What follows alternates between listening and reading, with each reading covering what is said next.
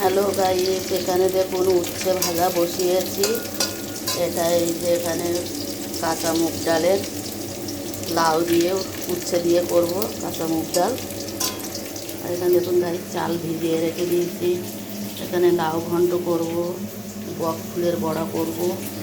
দেখতে থাকুন আপনারা কীভাবে করি। গাইস দেখুন এখানে লাউ ঘন্টটা বসিয়ে দিয়েছি।